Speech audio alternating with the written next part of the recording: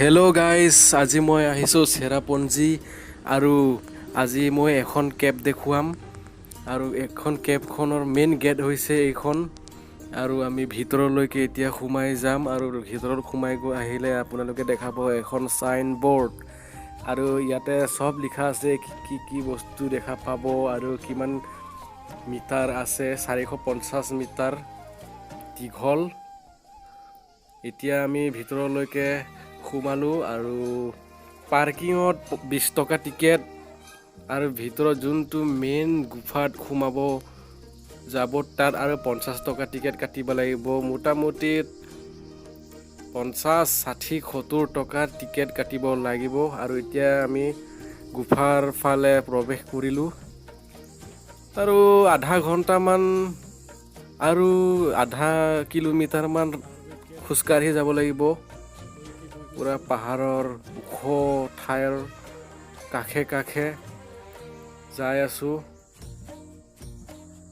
আজি আমি টোটেল 3জন আহিছোঁ, সিহঁতে আগত গ'ল আৰু মই পিছে পিছে ভিডিঅ' বনাই গৈ আছোঁ, আপোনালোকক মজা মজা চিনাৰী দেখুৱাই গৈ আছোঁ আৰু বেছি দূৰ নাই আৰু মেইন কেফটো পাবৰ কাৰণে।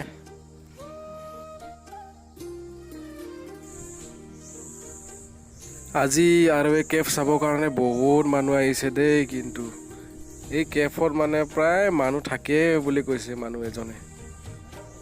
বহুত দূৰৰ দূৰৰ পৰা আহে, আমাৰ অসমৰ বাহিৰৰ পৰা, ভাৰতৰ বাহিৰৰ পৰাও আহে টুৰিষ্ট।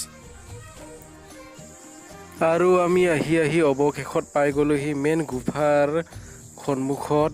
এখন চাইনবোৰ্ড ইয়াতো আছে, কি কি দেখা পাব ভিতৰত চব লিখা আছে চাগে, আমি ইমান নাচাওঁ আৰু ডাইৰেক্ট ভিতৰত এণ্ট্ৰি কৰি দিম আৰু। তো গাইজ, প্ৰথমে ভিতৰত অলপমান নামি যাব লাগিব, খটখটি আছে আৰু বহুত ভয়ানক হয় জেগাটো। ওপৰৰ পৰাও পানী পৰি থাকে অলপ অলপকৈ, কাৰণ শিলৰ ভিতৰৰ হয় ন।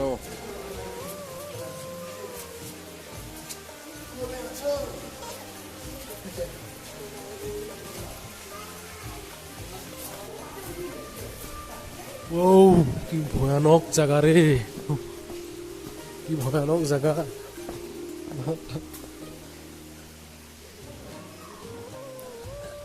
আৰু ভিতৰত ইমান আন্ধাৰ চাৰিওফালে। বাপা ঐ, এজনে আহিলে কিন্তু বহুত ভয় লাগি যাব দেই।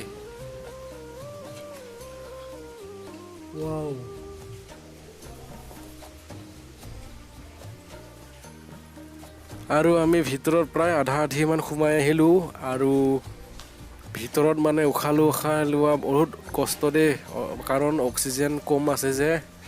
আপোনালোকে আহিলে এইটো অনুমান কৰিব, এই কেফত আহিলে উশাহ নিশাহ লোৱা অলপ মানে কষ্ট। আৰু ইফালেও গুফা আছে, মানে য'তে ত'তে গুফা আছে, উল্টা পুল্টা অকলে আহিলে মানে হৰাই যাব। ইফালে ন' এণ্ট্ৰি, ইফালে আমি নাযাওঁ, মানে গুফাটো উল্টা পুল্টা য'তে ত'তে মানে গুফা আছে। অকলে আহিলে আমি হৰাই যাব লাগিব আৰু লাইটৰ চাইডে যাব লাগিব। যদি লাইট নিদিয়ে নহয়, আপোনালোকে হেৰাই যাব দেই ইয়াতে।